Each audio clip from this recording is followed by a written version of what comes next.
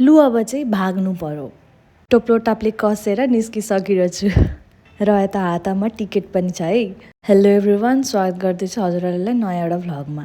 रोएर नाकमुख देख्न सक्नुहुन्छ होइन। जान्दिनँ गाइस, हिजो मलाई के भइरहेको थियो दिनभरि मेरो मुड यति अफ भइरहेको थियो, म आफूलाई नै बुझाउन सकेको थिइनँ। कसैको अगाडि यसरी रुनु मन थियो नि मलाई, माने सबै मनको भडास निकाल्न मन थियो कि, तर अब त्यस्तो खालको छैन होइन। सो सकिनँ पनि कसैको अगाडि। एन्ड राति चाहिँ अब जेसुकै होस् म निस्किन्छु भनेर के अरे बसको टिकट गरेँ अनि म एक्लै निस्केँ डिब्रुगढको लागि।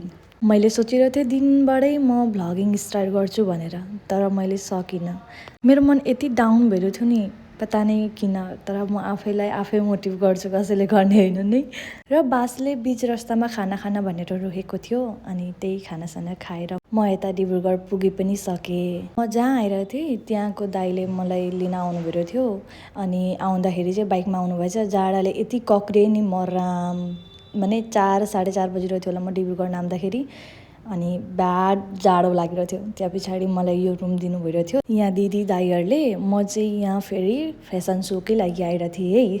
4 साढे 4 बजी नामिसकिरहेको थिएँ, अनि यता 5 बजिरहेको थियो होला रुम आइपुग्दाखेरि। अनि रुम राम्रो लाग्यो मलाई, एकदम एस्थेटिक लुक थियो। अनि सुतेँ म 10 बजीसम्म, अनि यता उठिओरि नुहाइधुवाइ गरेर फ्रेस भएँ। अनि यता बिहान बाहिर रुमबाट निस्किसके पछाडि कस्तो राम्रो माने नजारा थियो। म नि गाइस अलिकति सेन्सिटिभ नै छु होला हौ। मान्छेले नि भन्दा रहेछन् कि बोल्दाखेरि सोचेर बोल्नुपर्छ भनेर, चाहे त्यो रिसमा होस् चाहे जेमै होस् होइन। ती सब कुराहरू चाहिँ मलाई आज थाहा भयो।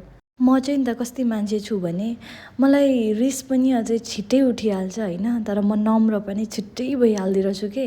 मलाई दुःख पनि छिट्टै लाग्छ, रिस पनि मलाई छिट्टै उठ्छ के। अनि फेरि मलाई रियलाइज पनि बहुत छिट्टै नै हुन्छ। सायद जिन्दगी भनेको नि यही हो।